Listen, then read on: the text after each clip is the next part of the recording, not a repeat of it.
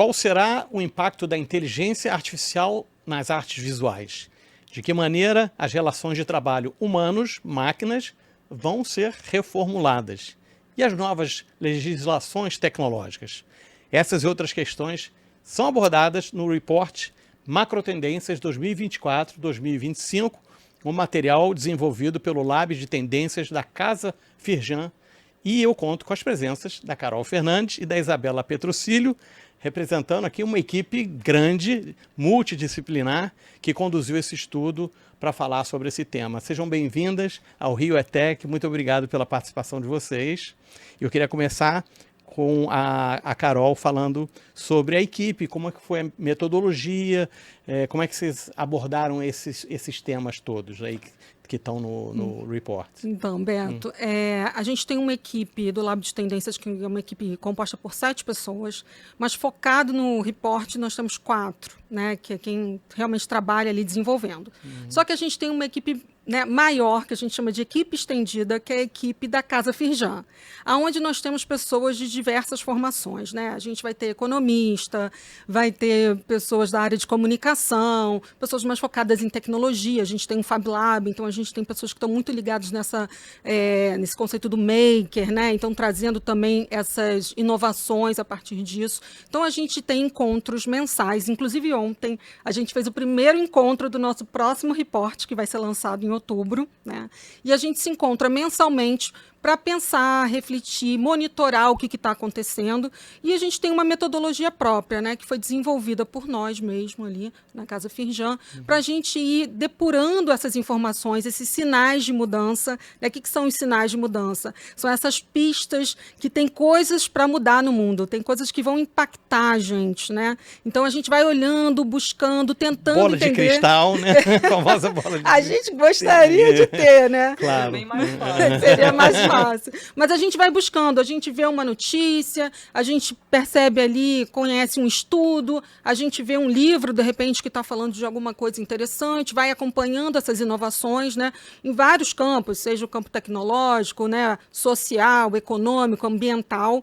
E aí a gente vai juntando isso como se fosse um grande quebra-cabeças, né, e ver onde essas pistas levam a gente. Então, esses encontros mensais ajudam a gente a refletir e construir esse conteúdo que é lançado depois, né, nesse formato de 3 macro-tendências para os próximos 2 anos. Como a gente fala de macro-tendências, que é importante explicar, são tendências que duram por mais tempo. Né? São tendências que elas são quase que movimentos, elas vão se transformando. Não é aquela tendência que a gente costuma, né, a tendência de roupa, ou uma tendência muito próxima, né, que nasce e morre nela mesma. Não é isso. São tendências que... Efêmera, né? Exatamente. Não, são tendências que vão se construindo, vão mudando, né, vão encontrando novos movimentos e elas vão se desenvolvendo.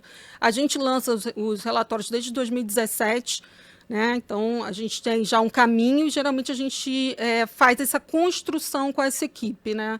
Que é tanto a nossa equipe nuclear quanto essa equipe maior, que é essa equipe estendida da Casa Firjan. Legal.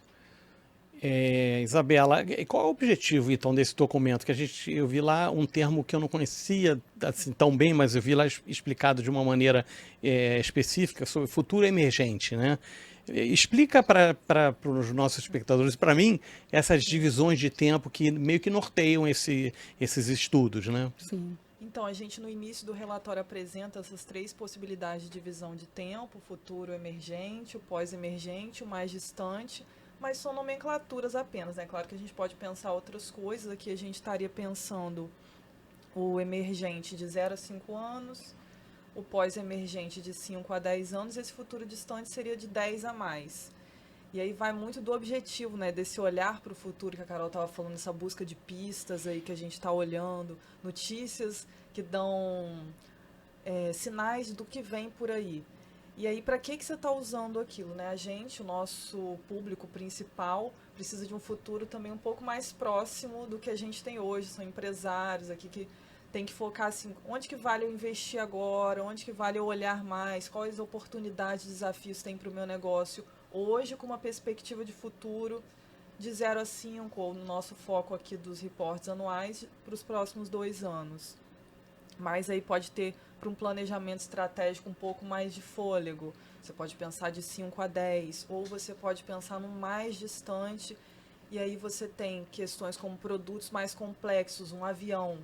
A gente teve já no nosso Festival Futuros Possíveis um representante da Embraer X, que pensa essas inovações para a Embraer, vai pensar muito a longo prazo, vai pensar em 30 anos, né? Porque são produtos complexos.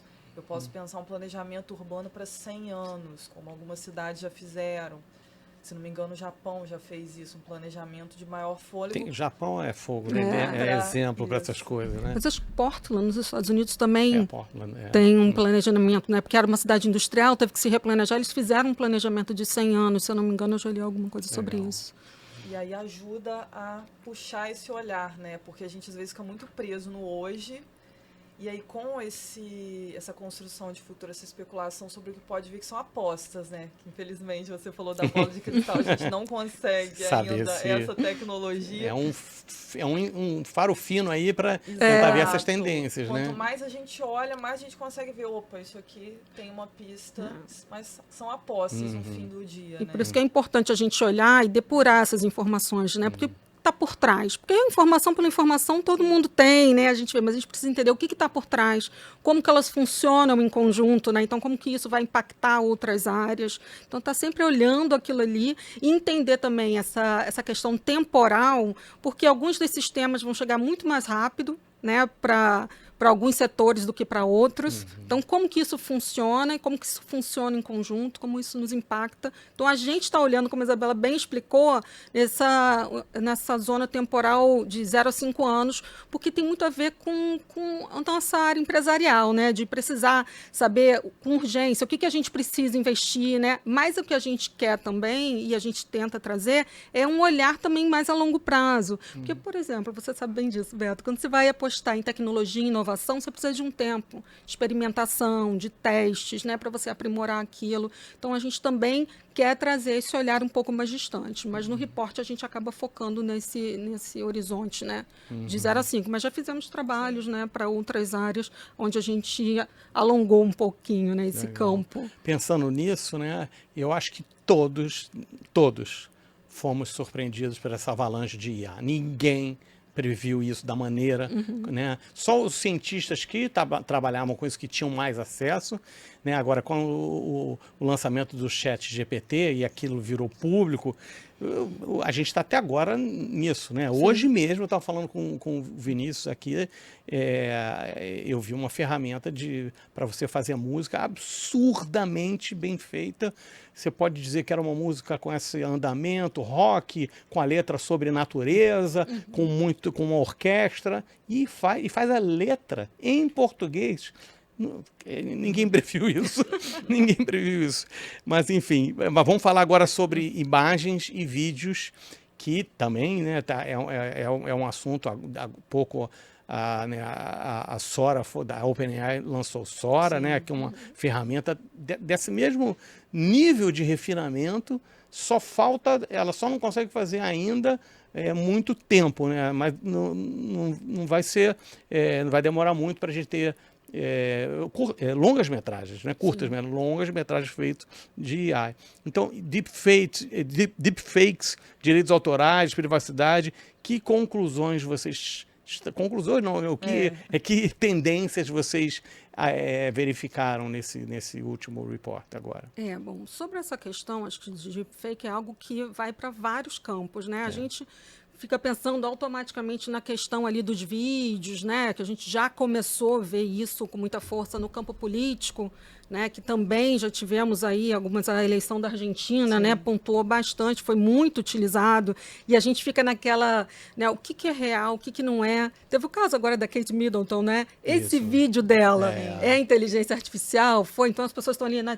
Sumiu o anel, né? O anel desaparece. Porque já não dá mais para saber, né? Exatamente, esse caso ilustra muito bem, né, Carol, o contexto que a gente está hoje, esses debates sobre imagem, o que reverbera aí dessa tecnologia, Beto. Você falou como que é difícil, às vezes, a gente mapear esses futuros tecnológicos, mas mais difícil ainda é mapear o futuro da sociedade, a sociedade que vai se apropriar dessa tecnologia, né? Que vai fazer daquilo... Então a empresa faz a tecnologia, mas é o usuário na interação daquilo que realmente vai criar o desdobramento. Às vezes, qual o futuro disso, dessa tecnologia? É fácil, às vezes, dizer, como você fez uma aposta aqui que provavelmente está bem acertada, que em breve a gente vai ter longas metragens feitas por inteligência artificial. Agora, como que as pessoas vão se apropriar dessa relação com a tecnologia? Como isso vai impactar o cinema, o consumo de arte? Aí já são questões mais complexas. O comportamento, né, é muito difícil. E aí, o que a gente acredita muito é a necessidade de regulação para isso, né, que é fundamental. Hoje a coisa está acontecendo e meio que a regulação está tentando acompanhar e muito atrasada. Então, a gente está vendo aí diversas situações complexas.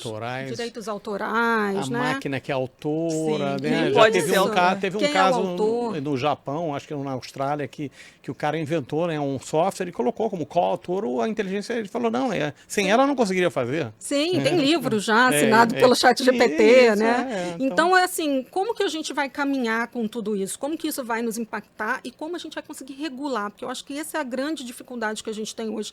A tecnologia está indo muito mais rápido do que a nossa capacidade de acompanhar e criar regras, criar legislações. A gente tem casos até, que a gente já acompanhou, né, de golpes em empresas a partir de deepfakes, né? Já aconteceu...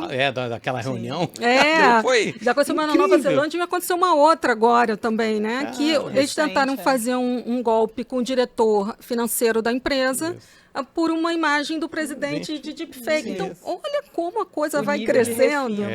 E a gente vai pensando na regulação disso depois que acontece, né? A gente até fala, né, Carol, da regulação preditiva, né, antecipada, que tem debate sobre isso, já tem os neurodireitos lidam muito com isso, né? Acho que é o Chile que está debatendo essa questão dos neurodireitos, de antecipar com medo desses chips, dessas questões, assim, quase da gente se transformando em ciborgue. Qual que é o limite disso? Até onde pode ir em relação ao nosso corpo, que é um tema ainda mais delicado. Agora que a Neuralink fez o primeiro, né?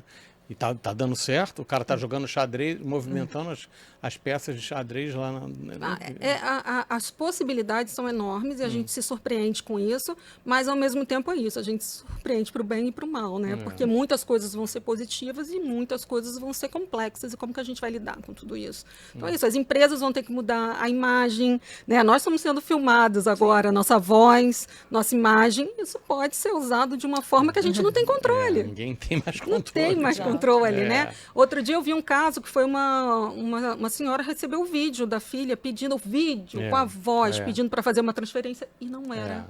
E era um deepfake, né? Então, olha para onde a gente vai e como que a gente resolve isso, né? A gente fala sobre essa questão da regulação preditiva, da governança antecipatória, que é você tentar regular essa tecnologia, mas sempre a gente vai ser surpreendido pelo comportamento, pelas pessoas. As pessoas sempre nos surpreendem com seus usos, né? E tem aí o ponto do letramento do usuário, que é o ponto de milhões também, porque hoje não dá mais para você depender só da regulação, né? Como que as pessoas estão consumindo esse letramento de mídia, que já é caro às universidades de comunicação e tudo, né? De você saber identificar, isso tem uma fonte confiável, como que eu olho para essa imagem, quem produziu isso, onde isso foi veiculado, mas hoje até isso ainda é pouco, né?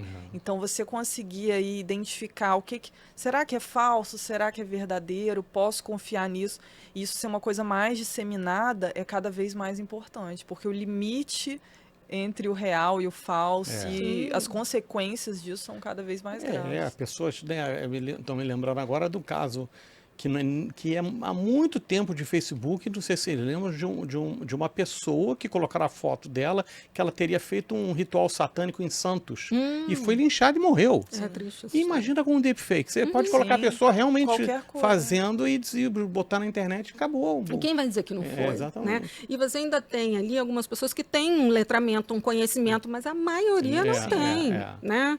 E aí a gente e a pressa, o mundo moderno com essa coisa da pressa, você passa um vídeo ali, você não vê direito. Exatamente. Eu tenho um grupo de amigos, eu sou o cara, eu sou o checador que, Beto, e aí, isso aí é verdade? Aí eu vou lá, montanha-russa, não sei aonde, eu falei, cara, isso não... Porque tem coisas que são tão absurdas, eu falei, pô, peraí, né? Ou as pessoas pegam um vídeo antigo e dão uma recalchutada, então hoje tem tudo, e o poder da imagem, né? Que é muito central, porque uma coisa é eu fazer um texto com informações falsas, outra coisa é eu produzir um vídeo, vídeo principalmente, né? Mais até do que uma foto, que tem um tom de veracidade muito grande ainda. Sim, a foto também tem essa ideia de que pode Sim. ser manipulada, né? E o vídeo a gente não tinha essa... Mas Ainda, eu estou vendo aquilo acontecer, né? E, na verdade, aquilo está Eu sendo fiz manipulado, outro né? teste, até aqui, né, eu falando, subi um vídeo eu falando em português aqui, como se fosse agora, coloquei num serviço e pedi para traduzir para japonês. E eu falei japonês, e as pessoas começaram, pô, Beto, não sabia que você falava japonês. Eu falei, não falo japonês. Não, mas tá perfeito. As entonações, a voz, tudo. Sim. Então, Eu vi um vídeo, né, que a menina colocou, né? Aí a mãe elogiou, minha filha, como você falou também, ela, mãe, não sou eu, a inteligência. Ela até então, brincou, esses né? limites, Sim. né? Só letramento digital para tentar ajudar. Exatamente. Não vai resolver tudo. Letramento, regulação, Isso. como a gente... Mas São é várias muito frentes, difícil, é um desafio muito grande que a gente tem pela frente. Vamos falar agora sobre ambiente de trabalho, né? O que vocês apuraram? Os robôs, a gente vai ter robô virtual, software, e robô físico do lado de seres humanos cada vez mais. Como é que vai ser esse formato?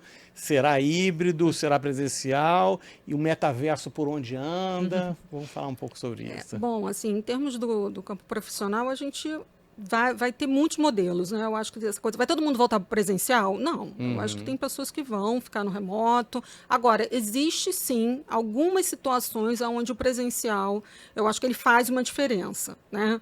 Ontem mesmo a gente estava nessa situação. A gente fazia um workshop sempre presencial, a gente passou a fazer online e a gente falou, não, vamos voltar a fazer presencial? Não foi tão... Né? O pessoal não se engajou tanto. No online se perde um pouco mais do que no presencial, né? Agora, não é tudo, né? Não é tudo. Mas existe, sim, um movimento de algumas empresas, até mesmo por ocupação de espaços, né? De espaços da cidade, de voltar um pouco, né, para o presencial. Mas eu não acredito que isso vai ser uma coisa geral. Eu acho que é realmente para algumas empresas já falaram, não, a gente é remoto.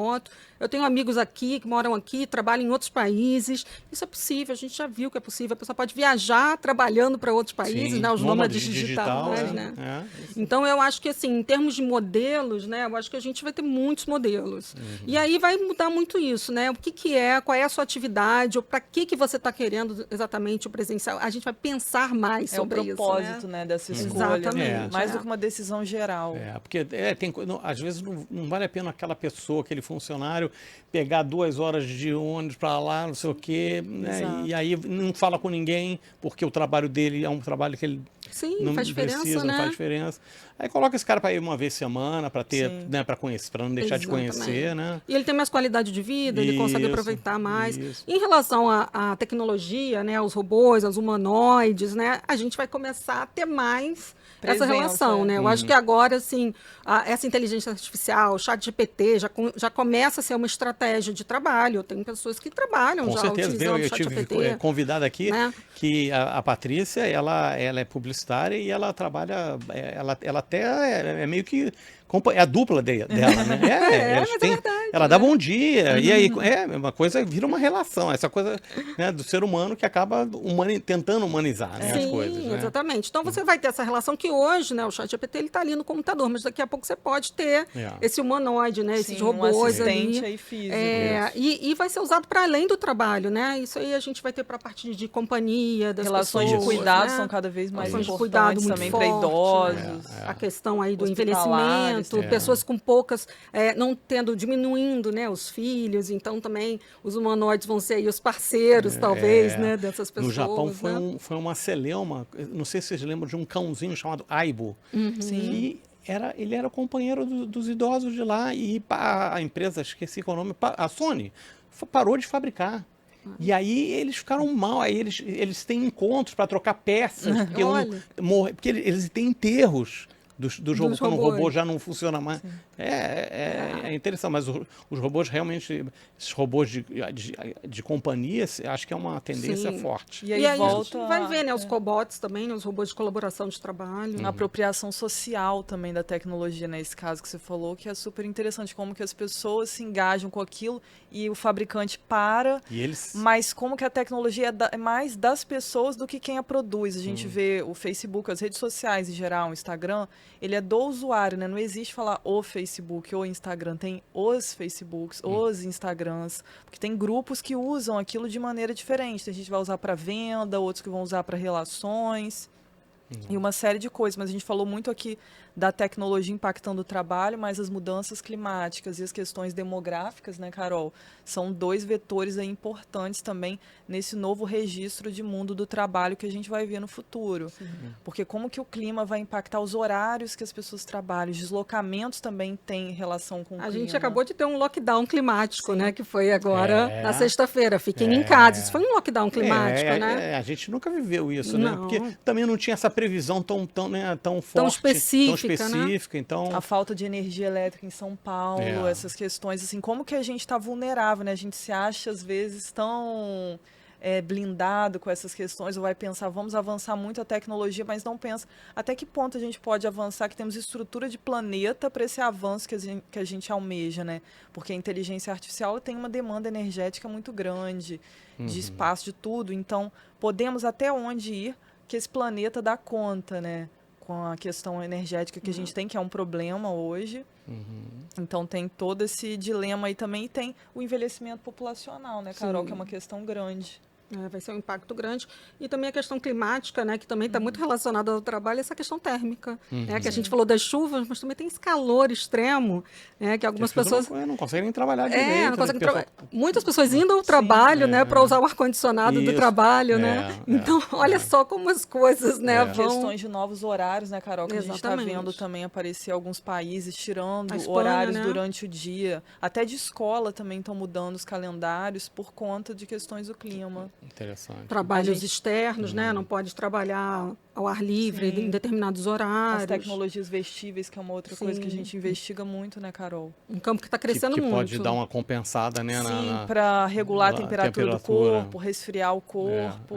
Já tem algumas empresas trabalhando com isso, tanto com a parte têxtil, né, dos tecidos em si, quanto do produto mesmo. Então, roupas que estão ali para te refrescar, para regular essa temperatura, né, que podem ser usadas como uniformes, mas podem ser usadas como roupas do dia a dia também. Tem marcas, né, que estão lançando produtos nesse segmento. E aí vocês fazem, né, na verdade esse report é muito para as empresas, para indústrias, vocês são a Federação das Indústrias do Rio de Janeiro, né, e quais são os principais desafios e oportunidades revelados pelo estudo, e se essas oportunidades, esses desafios, eles, claro, devem variar em função do tamanho das empresas também, né? Então, o que vocês encontraram de oportunidades e dos principais desafios para essas empresas? Eu acho que tem uma questão também, quando a gente está falando, já tinha falado sobre a diferença dos setores, né? Porque a chegada desses temas para cada setor é diferente, né? Metaverso, por exemplo, que você tinha citado, né? O metaverso para alguns setores chegou muito rápido, para outros não é o nosso caso, né? No momento, ontem eu até vi uma notícia interessante, que é a gente está falando sobre a questão da demografia, né? Sim. Então, é uma ilha, eu acho, né? Não sei se chega a ser um estado, um país, mas que eles estão desaparecendo e eles estão se transferindo para o metaverso. Para manter cultura, conhecimento, porque o Japão é um país que está correndo risco também, né? Por conta do baixa natalidade, enfim. Então, olha como as coisas são, né? A gente está pensando no metaverso, às vezes, para as empresas, e você está vendo estados se transferir, né? Para manter ali um conhecimento, manter uma cultura ativa.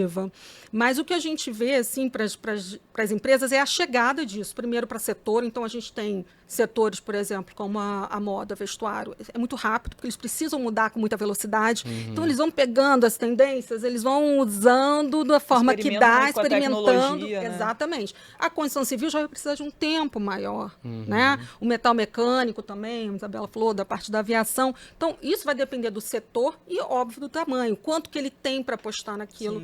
Mas eu acho que a pandemia foi um grande ensinamento para a gente, tipo, transformação digital. Todo mundo já sabia, Beto, mas ninguém efetivamente tinha feito nada. Você tinha empresas que não tinham e-commerce. Sabe? Que era uma coisa simples, né? Não é uma coisa tão complexa assim. A gente está falando de instalar, né, um sistema de inteligência artificial. Não, um e-commerce. Tinha empresas que não tinham. Depois eu faço. E eu acho que as empresas hoje elas entenderam que o depois pode ser tarde demais. Né? Então, isso já começa a mudar um pouco. Né? Então, eu acho que mesmo as empresas pequenas, elas já estão olhando, elas já estão entendendo, isso eu tenho que deixar no meu, né, no meu olhar radar, aqui, no meu menos, radar. Isso aqui eu vou monitorar, isso aqui eu vou agir. A gente sempre fala que tem esses 3 tempos. Né? Vou monitorar, vou ficar de olho, vou experimentar e vou agir. Então, eu acho que tem esses 3 momentos e cada empresa tem que pensar em que momento aquele tema está para ela, né? Agora, em termos de desafios, a gente tem muitos, né? A gente até falou de alguns aqui, né? Como que a questão do clima, como que esses vetores vão impactar o trabalho, né? Como que as empresas vão ser cada vez mais espaços de cuidado também dentro desse cenário de mudanças complexas que a gente está vendo. Tem o clima, tem a demografia, tem a tecnologia, né? E as empresas ali com um espaço importante dentro da cidade. E como elas estão se preparando, assim, como vocês veem, ou o que vocês aconselham nesse estudo, para as empresas poderem se preparar para essas mudanças, assim, tipo de ter uma área especial, área de mudança digital, de transformação digital, né? Porque foi legal, eu entrevistei uma pessoa de uma empresa do Rio, que eles já estão mapeando, já vêm mapeando determinadas funções, determinadas ocupações lá que não mais terão não será mais interessante do ponto de vista até lucrativo ter uma pessoa fazendo aquilo, porque a inteligência artificial vai fazer melhor.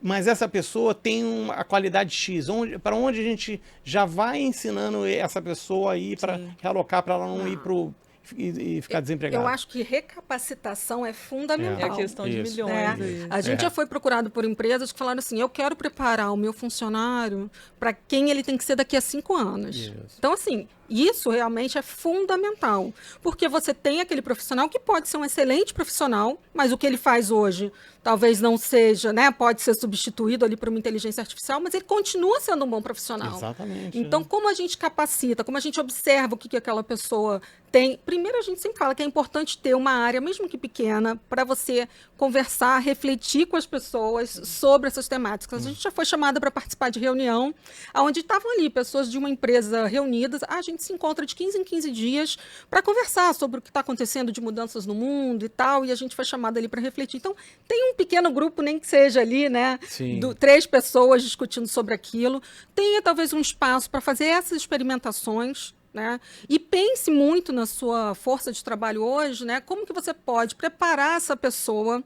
Então, não é ter medo da inteligência artificial. A gente sempre fala assim, as pessoas elas têm uma capacidade de reinvenção, né, de se recolocar no mundo de uma forma muito impressionante, né? Então, essa coisa vai acabar com os empregos. Não, vai impactar, com certeza, mas as pessoas têm essa capacidade também de se preparar para outras coisas, né? Então, acho que a empresa tem esse papel da recapacitação, de entender, né, o que a gente vai usar, o que a gente precisa, como a gente pode desenvolver essa pessoa. De repente, você tem uma pessoa ali que ela é interessada, ela trabalha ali com as planilhas, será que não pode ser uma pessoa que vai ser desenvolvida mais para dados, né? Pode estar muito mais focada para esse campo. E aí também trazer essas informações para dentro da empresa, trazer essas discussões, porque a própria pessoa pode ver nela mesma uma possibilidade dela ali de crescimento, né? Então, eu acho que a recapacitação é fundamental. Experimentação, né? Então, quer dizer, essa informação está sendo trocada, está sendo discutida ali entre as pessoas. E, assim, não dá aquela... Eu acho que a pandemia, de novo, eu vou citar isso. Ela ensinou para a gente, não dá para falar assim, depois eu penso nisso. Sabe? Essa mentalidade a longo prazo de todos, né, Carol? Que a gente até cita no reporte que existem algumas empresas que já estão capacitando suas lideranças para pensar Bitcoin, blockchain, inteligência artificial e outros temas do momento, que às vezes a pessoa, isso aí eu tenho um especialista que sabe sobre isso. Mas será que a liderança tem ideia também, se tá que todo mundo da empresa está sabendo o que está acontecendo, minimamente, não que vai tudo ser aplicado agora, mas eu tenho que ter essa noção, está acontecendo essas coisas aqui e discutir em conjunto. Onde que a gente vai? O que é interessante, né? A Carol falou, e a gente está sempre reforçando aqui a questão contextual, né? Que isso é fundamental. Eu não posso ler um relatório de tendências e achar que tudo aquilo é uma emergência. Até ler com uma afobação, assim, nossa, eu estou atrasado. Virar uma angústia, né? Não é esse o propósito. É ler e falar, isso tem sentido para mim agora. Então, eu vou usar aqui no nível estratégico nesse momento. Isso aqui eu posso guardar para um nível tático mais a médio prazo. Isso aqui eu posso usar até como uma especulação. Será que eu mudo meu foco do negócio? Será que eu trago outros profissionais? Será que eu invisto numa área nova? E aí você vai estudando dentro do seu contexto geográfico também, né, que é uma coisa importante. Se faz sentido, eu quero lançar um produto novo. Será que faz sentido para o meu público, para a minha região? né? Tudo isso tem que ser pensado caso a caso, né? Não existe um futuro único para todos. Exatamente. Então, os impactos também são diferentes, né? São Como a gente particulares. falou. Claro que tem coisas gerais, a questão do clima e da tecnologia e Sim. demográfica atravessa todo mundo. Mas como que isso vai atravessar as pessoas tem as suas particularidades. E acho que o papel das empresas, né, é essa análise, é esse olhar, é se preparar, é ter um planejamento, né? Quem tinha um planejamento para a transformação digital só antecipou. E quem nem tinha pensado sobre isso? Quem falou, isso é bobagem, né? Então, a pessoa não tinha ali nem equipamento para a equipe trabalhar de casa, por exemplo, né? Então, assim, é importante essa reflexão e esse preparo, mesmo que você não esteja aplicando hoje, mas que você esteja mapeando e entendendo como aquilo ali pode chegar para você. Né? E como é que vocês veem, já que esse report sai desde 2017, né? Isso? As empresas estão mais antenadas nisso mesmo? Ou vocês acham lento ou você acha que elas estão... A pandemia trouxe... Eu acho que a pandemia foi o grande pandemia boost foi o grande, dessas... Eu acho que assim, no início a gente até brinca, né? Que a gente dava palestras, as pessoas falavam, essas meninas falando essas coisas doidas aí, meu Deus do céu. Futuro, lá na frente. Longe. Porque as pessoas têm essa ideia, gente, o futuro é amanhã. O futuro, sabe, não é essa coisa só 100 anos, né? O futuro também é 100 anos. acontecendo, né? Esse processo que a gente está vivendo O próximo hoje minuto já é futuro, né? Então, assim, você tem que se preparar hoje para esse dia de amanhã. Você não faz ali do seu checklist, né? Amanhã eu tenho que fazer isso, isso, isso. É isso. Então, é estar olhando, é estar entendendo. E eu acho que as empresas viram uma necessidade muito grande. E muito do que a gente falava, eles também viram acontecer. Aí vocês ganharam credibilidade. Pô, a gente tem que prestar atenção nesse pessoal. Não estavam tão louquinhas assim, né? Elas estavam falando coisas que realmente são interessantes. Então, hoje a gente tem muita procura. Né, as empresas procuram a gente, empresas de diversos setores, empresas de saneamento. A gente já fez um trabalho com empresas para 10 anos, para pensar 10 anos para a área de saneamento, que é isso, né? Dependendo da área do setor, tem o seu tempo. Então, assim, isso mudou muito. Claro que é um desafio, claro que às vezes as pessoas falam assim, eu tenho tantas emergências, eu tenho que pensar aqui nas coisas, né, para resolver muito rápido, mas eu acho que é um pensamento que vem mudando. E que a gente está conseguindo chegar a mais pessoas. E as pessoas também, as próprias empresas têm procurado mais a gente. Legal. A gente falou de dia, ontem, hoje, falando de tempo, né? É uma das coisas mais preciosas, né, que existem e que está cada vez mais escasso, né? O que é cronotopia? E vamos falar mais sobre o tempo nesse estudo. Como é que ele apareceu? Então, essa macro tendência, ela fala de uma nova relação nossa com o tempo. A gente tem 3, né, macro tendências, uma que trata mais essas questões do clima, do meio ambiente, outra mais esse novo panorama tecnológico, e tem essa aí desse grande vetor também, que é o tempo hoje, que vai envolver a longevidade, que vai envolver essas tecnologias também de prolongamento da vida, que são debates grandes hoje. O Vale do Silício, né, os empresários de lá têm investido muito nisso, quero viver mais, quero viver bem, como é que eu faço, quais são as inovações que me permitem isso. Então, é um grande debate, para além do envelhecimento normal, né? A gente está vivendo mais, muitos países estão também com a população mais idosa maior do que a população jovem, isso é uma questão grande aí de força de trabalho, né? A questão intergeracional também nas empresas é um outro ponto. Como que as cidades também precisam se adaptar, uma outra questão também, tem algumas cidades já pensando isso, como que eu posso ser uma cidade mais adaptada a pessoas mais velhas, que geralmente a cidade é feita para força de trabalho, para as pessoas mais jovens também, toda a dinâmica urbana é mais envolvida nisso. Mas se eu tenho uma população mais idosa, será que a cidade que eu tenho hoje faz sentido para isso? Comporta o envelhecimento das pessoas que eu tenho hoje ali? Traz novas pessoas, como que eu integro essas populações de diferentes faixas etárias, isso tudo são questões aí que a gente pensa quando a gente está falando dessa utopia aí do tempo, essa inovação aí em relação também a como que a gente vive. O tempo ele virou uma coisa cada vez mais, né? Preciosa, né? Preciosa, é um luxo até, né? Um tempo para você fazer, e a gente está sempre correndo, sempre fazendo. A gente até fala que as pessoas ligam pra gente, eu tô aqui numa correria e tal, né? É até um costume. Às vezes, tudo virou urgência, tudo é urgente, né? E aí você tem que parar para pensar, não, peraí, que tempo é esse, né? Como que a gente está lidando com isso e como está mudando também, né? Mesmo essa sensação das coisas serem mais rápidas, né? Que a gente tem essa sensação o tempo todo. E essa relação da gente com o tempo, tá tudo mais rápido, mas vamos viver mais como? né? Vamos viver bem também, né? Esse mais. As empresas estão preparadas para isso? Porque a gente sabe, chegava uma idade, as pessoas, né, iam se aposentar, ficavam, claro, acabavam tendo outros trabalhos ali, mas assim, hoje você tem desde a geração Z, né, que é a geração que já está ali no espaço já de trabalho, sabe que né? não vai trabalhar a gente achava que ia trabalhar na mesma empresa até se aposentar. Primeiro emprego, aposenta, Exatamente. pronto. A vida já está Tá definida. resolvido. E você tem pessoas de 70, 80 anos ainda ativas, Isso. né? A gente tem atrizes, né, com 90 anos fazendo trabalhos, né, com muito valor, né? A Fernanda Montenegro, aí, a Ari Fontoura, que tem 90 anos, rede social, né? Um Isso. influencer. E assim, a gente tem pessoas nas empresas também, né? Com essas idades, ainda liderando os seus negócios, né? Então, isso vai ser cada vez mais. Então, como que a gente vai lidar com isso, né? Como as empresas vão organizar, né? Pessoas com conhecimentos, letramentos diferentes, letramentos ambientais, digitais, né? De tudo, né? Então, como é que a gente vai organizar tudo isso, né? A Cronotopia, ela fala um pouco sobre isso E aí. não só a duração das pessoas e das cidades, mas a duração das coisas também, dos Também. produtos é uma outra questão ali Isso também, é porque a gente muito tem importante. produtos muito descartáveis hoje, renovação constante, a gente tem uma quantidade de lixo eletrônico gigantesca. E é um grande dilema, muitos países já estão bem focados nisso, de o que a gente vai fazer para mitigar isso, né? Reduzir o que a gente já tem, mas impedir que seja produzido constantemente mais lixo, toda hora que os produtos têm que ser renovados, tem que ter um novo cabo, um novo celular, um novo isso, novo aquilo.